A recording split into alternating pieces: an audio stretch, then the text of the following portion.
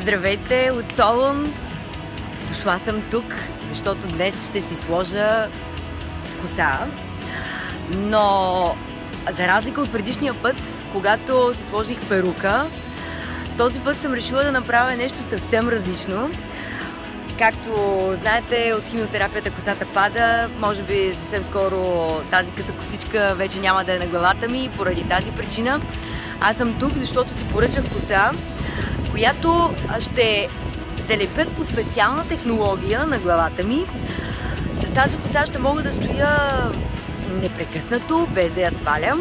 Ще мога да се къпя, да ходя на фризьор, изобщо да спортувам, така че се надявам да е нещо много хубаво и много удобно. Всъщност, освен заради себе си, защото искам да бъда красива, освен заради детето си, защото му обещах, всъщност искам да направя всичко това и до някаква степен заради жените, които ще имат нужда от нещо подобно след мен, защото по този начин на собствен гръб ще мога да използвам и да, как да кажа, да разбера от личен опит дали всъщност тази система е добра, дали ще се чувствам добре, дали ще ми е удобно, така че отивам, ще ви залепят косата, след което ще ви покажа точно как се случва всичко и тепърво ще ви разказвам как се чувствам. Чао! Всичко зависи от това как се възприемаш. Не е толкова страшно.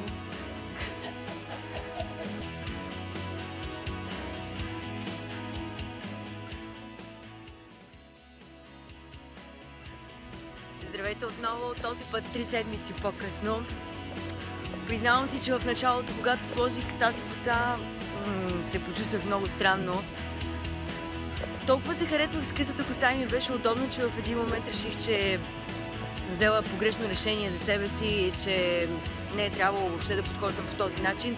Но ето, че 3 седмици по-късно мога да кажа, че се чувствам добре, че вече се движа и държа нормално, а не вдървено, както в самото начало. Да, има период на свикване, човек да се ориентира как се мие, как се суши, как се спи с тази коса, която в крайна сметка не е негова, но така или иначе, ето че крайният резултат е този, който се брои и в крайна сметка, който ме прави щастлива, защото в момента се чувствам добре, защото смятам, че косата изглежда естествено, че аз изглеждам в крайна сметка себе си. Дори в момента отивам да играя тенис, защото, както още в самото начало казах, аз няма да позволя на една диагноза да си прави с мен каквото си иска. Връщам се обаче на косата. В началото, да, наистина се чувствах малко като печен картоф при 36 градуса температура, но ето, че сега вече нещата са под контрол. Имам си фиби, имам си ластик, знам точно какво да правя, как мога да я връзвам и всичко останало. Така че за всички жени, които са в моята ситуация, които се борят с онкологични заболявания, които нямат коса и които искат да изглеждат обаче по начина, по който са изглеждали преди, дали заради себе си, дали заради колеги и работа, дали заради децата си, съпруга си или нещо друго, няма значение. Това е опция. Това е единственото, което исках да ви покажа. Да знаете всички възможни варианти за себе си и в крайна сметка да изберете вашия. Защото аз избрах моя и макар и в началото да се съмнявах, сега съм абсолютно сигурна, че решението за мен беше правилно. Ето сега да ви покажа моят син и съпруга ми, които вече играят тенис. Някъде там зад гърба ми и аз отивам да се присъединя към тях. Чао!